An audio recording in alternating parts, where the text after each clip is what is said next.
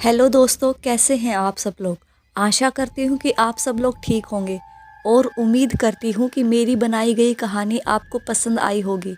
तो जैसा कि मैंने आपको बताया था कि जब लालमन और छोटन उस साधु के पास पहुँचे जो उन्हें पहले से ही जानते थे, तो कौन थे वह साधु और क्या हुआ उन दोनों के साथ, मैं आपको आज इस भाग में बताऊंगी। तो जुड़े रहिएगा मेरे साथ। जब वह दोनों दोस्त साधु के पास पहुँचे तो साधु ने कहा, आओ, मैं तुम्हारा ही इंतज़ार कर रहा था। हमारा इंतज़ार? परंतु बाबा, आप हमारा इंतज़ार क्यों कर रहे थे? और हमें आप कैसे जानते हैं? और आपको कैसे पता चला कि हम आपके पास आ रहे हैं? दोनों के मन में यही सवाल था कि कौन है यह बाबा और हमें कैसे जानते हैं। बाबा ने कहा, मैं तुम दोनों के बारे में सब जानता हूँ कि कैसे तुम दोनों को वह स्त्री मिली और तुम दोनों उस स्त्री के साथ जो कि एक यक्षिणी है, तुम दोनों ने उसके साथ संभोग किया और तुम दोनों की यह हालत हो गई। परंतु बाबा, आपको कैसे पता चला कि हमारी हालत एक स्त्री, जो कि अभी अभी आपने बताया है कि वह एक यक्षिणी है? बाबा ने कहा कि मैं सब जानता हूँ। उन दोनों ने कहा, परंतु बाबा, यह यक्षिणी कौन होती हैं? बाबा ने उन दोनों को अपने पास बुलाया और कहा, बैठो मेरे पास, मैं सब बताता हूँ।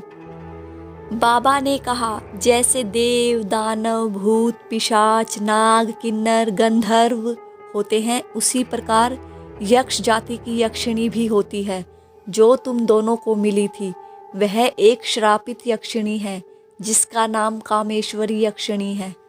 एक बार की बात है, जब यक्षिणी अपने लोक में यक्ष जाति के एक यक्ष से प्रेम करने लगी थी, तब वह दोनों अपने प्रेम में ही लिप्त रहा करते थे। जब उन्होंने एक बार पृथ्वीलोक में भ्रमण करने का विचार किया, दोनों एक दूसरे से सहमत थे और यक्ष लोक से पृथ्वीलोक को चल दिए। जब उन्हें पृथ्वीलोक में महीनों बीत गए, जब एक दिन भ्रमण करते समय यक्षिणी को एक तपस्वी जो कि अपने तप में लीन थे उसे दिखाई दिए। यक्षिणी ने उसके मनमोहक रूप को देखा और देखती रह गई। उनका रूप इतना आकर्षक था कि मानो कामदेव का रूप भी उनके सामने फीका पड़ जाए। तपस्वी को देखकर यक्षिणी के मन में काम वासना की भावना जागी, परंतु तपस्वी अपनी साधना में लीन थे। तब यक्षिणी तपस्वी से कहती है, हे तपस्वी, आंखें खोलिए। आप कौन हैं जो अपनी साधना में इतने लीन हैं कि आपको बाहरी वातावरण का भान भी नहीं है? थोड़ी ही देर में उनकी आंखें खुली। ऋषि ने कहा, कौन हो तुम और मेरी तपस्या भंग करने क्यों आई हो?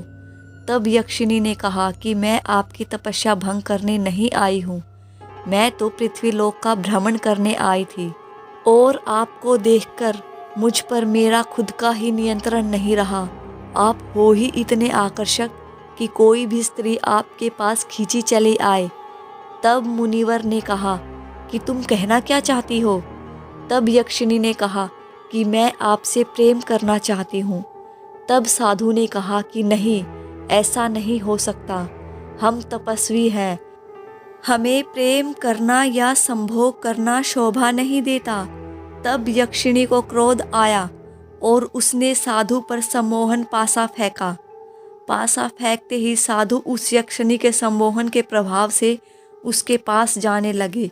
पास जाने के बाद वह यक्षिणी के साथ संभोग करने ही वाले थे, तभी जोरों की वर्षा होने लगी।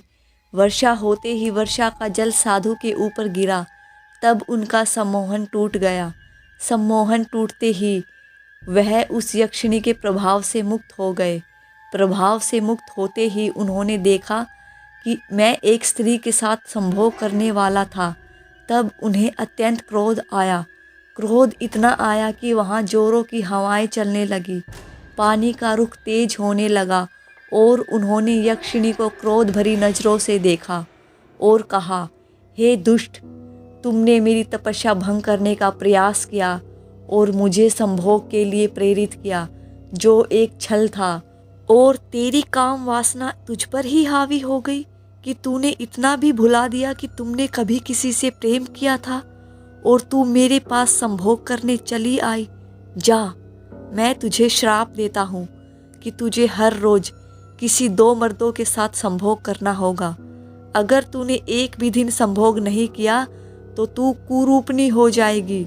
साधु की बातों को सुनकर यक्षिणी जोर जोर से रोने लगी और माफ़ी मांगने लगी कि हे साधु महात्मा, मुझे क्षमा करे। मैं आपसे प्रार्थना करती हूँ, मुझसे गलती हो गई है।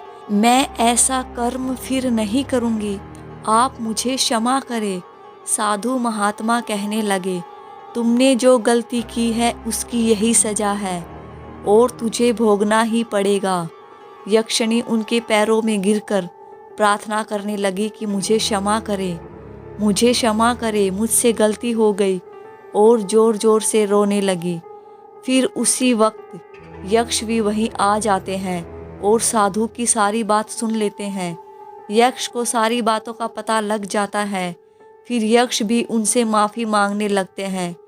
उन दोनों की प्रार्थना को सुनकर साधु को दया आ जाती है और वह कहते हैं, मैं अपना दिया हुआ श्राप और उसके शब्दों को वापस नहीं ले सकता, लेकिन मैं तुम्हें एक उपाय बताता हूँ जिससे यह श्राप धीरे धीरे समाप्त हो जाएगा। फिर साधु महात्मा जी कहते हैं कि तुम्हें इसी पृथ्वी लोक पर रहना होगा और अमावस के 10 दिन पहले ही तुम्हें किसी 2 मर्दों के साथ संभोग करना होगा जिनका जन्म अमावस्या के दिन ही हुआ हो, और उनके हाथों तुम्हें एक बड़ा यज्ञ करना होगा जो तुम्हें इस श्राप से मुक्ति दिलवाएंगे। इतना कहकर महात्मा जी अंतर ध्यान हो जाते हैं और यक्ष भी अपनी कामेश्वरी से विदा लेकर यक्ष लोक चले जाते हैं। तो दोस्तों, आप लोग जान ही चुके हैं कि किस तरह से यक्षिणी को श्राप मिला और किस तरह से मुक्ति मिलेगी। उन दोनों को, जो लालमन और छोटन थे, उन दोनों को बाबा ने सारी घटना सुनाई जो पीपल के वृक्ष के पीछे साधना कर रहे थे। उन्होंने सारी घटना उनके सामने रखी जो यक्षिणी के जाल में फंसे हुए थे।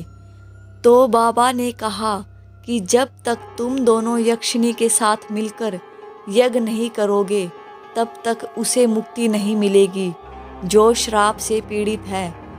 तुम दोनों ही ऐसे व्यक्ति हो जो कि दोनों का जन्म अमावस की रात में हुआ है और यही रात है जो कि अगले 4 दिनों बाद आने वाली है, और मैं तुम दोनों के साथ यज्ञ करूँगा जो कि एक बहुत ही भयावह होगा।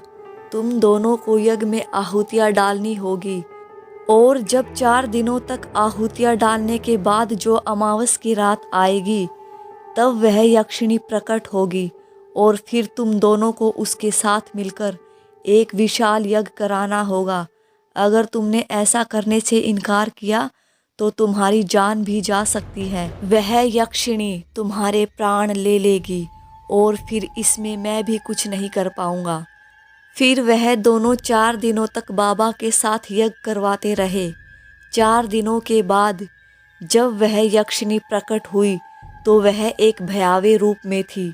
वह इतनी भयंकर लग रही थी मानो अगर कोई देख ले तो उसके प्राण निकल जाए। फिर बाबा ने उनसे अनुरोध किया कि आप शांत हो जाइए। हम जानते हैं कि आपको श्राप मिला है और आपकी मुक्ति का मार्ग भी यही दोनों लड़के हैं जो आपके साथ यज्ञ करवाएंगे और फिर आप अपने लोक में जा सकती हैं। यक्षिणी ने कहा, ठीक है, मैं आपकी बात मानती हूँ।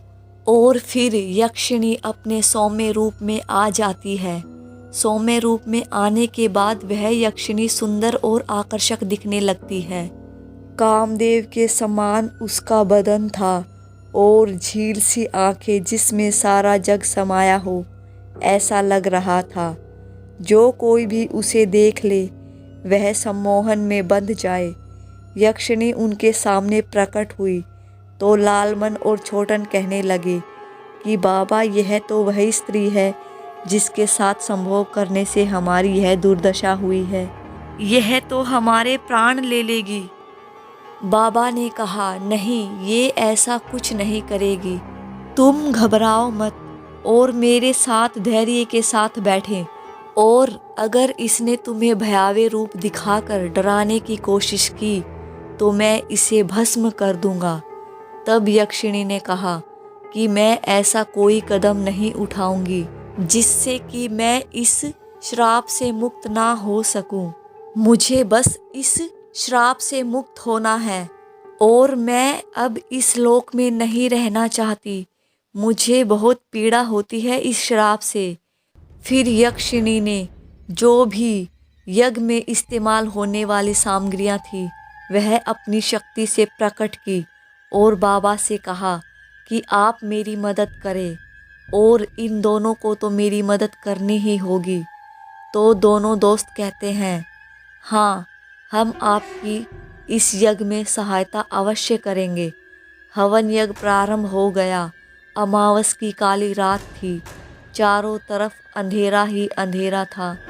फिर यक्षिणी ने अपनी शक्ति से एक चमकता हुआ पत्थर जैसा कुछ प्रकट किया। जैसे ही वह प्रकट हुआ, चारों तरफ उजाला ही उजाला हो गया। फिर यज्ञ आरंभ हुआ। यज्ञ आरंभ होने से पहले यक्षिणी ने बताया, अगर यज्ञ में कुछ भी त्रुटि हुई तो तुम तीनों की जान भी जा सकती है और मुझे मुक्ति भी नहीं मिलेगी। तीनों ने कहा, कोई बात नहीं, हम आपका पूरी तरह से सहयोग करेंगे। यज्ञ प्रारंभ हुआ। यज्ञ में अनेक विघ्न आए, परंतु चारों का विश्वास नहीं डगमगाया। जैसे जैसे रात बीतनी शुरू हुई वैसे ही तीनों का शरीर अग्नि की तरह तपने लगा और उन्हें जलन होने लगी। परंतु फिर यक्षिणी ने मंत्र मारते हुए कहा कि कोई भय की आवश्यकता नहीं है, आपने मेरी सहायता की है, मैं आप लोगों को कुछ नहीं होने दूंगी। फिर उसने रक्षा कवच बनाया और हवन कुंड में फिर से हवन सामग्री डालना शुरू कर दिया। जैसे जैसे यज्ञ बढ़ता चला गया तो वैसे वैसे यक्षिणी अपने भयंकर रूप में आने लगी। लंबे लंबे बाल, लंबे लंबे दांत, माथे पर काला टीका। उसका शरीर मानो कि ब्रह्म राक्षस से भी खतरनाक होने लगा और वह जोर जोर से चिल्लाने लगी। तीनों डर के मारे सहम गए, परंतु हवन चलता रहा। यज्ञ लगभग सुबह 6 बजे समाप्त हुआ और यज्ञ समाप्त होने के बाद यक्षिणी फिर से अपने सौम्य रूप में आ गई और उनका यज्ञ निर्विघ्न रूप से समाप्त हुआ। और फिर वह तीनों का धन्यवाद करती है। उन तीनों का धन्यवाद करने के बाद वह अपने यक्ष लोक में जाने लगी। परंतु जाने से पहले यक्षिणी ने उन तीनों को बहुत सारा धन और आशीर्वाद दिया। उन्हें हीरे जवाहरात, सोने चांदी और कई सारे वस्त्र भी उन्हें भेंट दिए और उनको आशीर्वाद दिया और वह अपने लोक को चली गई। हेलो फ्रेंड्स, जैसे कि मैंने आपको बताया कि लालमन और छोटन के पीछे जो यक्षिणी मजबूरन अपनी व्यवस्था के कारण उनसे संभोग करने चली आती और संभोग के कारण, जैसे कि मैंने बताया, उनका शरीर कमज़ोर होने लगा था और उन्हें बाबा ने मुक्ति दिलाई जो कि यज्ञ के द्वारा हुआ, जिससे यक्षिणी को भी उस तपस्वी के श्राप से मुक्ति मिली और वह अपने लोक चली गई। तो दोस्तों, कैसी लगी मेरी कहानी? उम्मीद करती हूँ कि आपको मेरी कहानी पसंद आई होगी। अगर आपको मेरी कहानी पसंद आई हो तो प्लीज़ आप लोगों से हाथ जोड़ कर निवेदन करती हूँ कि मेरे चैनल को बिना सब्सक्राइब किए ना जाए और बेल आइकन प्रेस ज़रूर करें, ताकि मेरी नई वीडियो की नोटिफिकेशन सबसे पहले आपके पास पहुँचे और आप मेरी अगली वीडियो को देख सकें।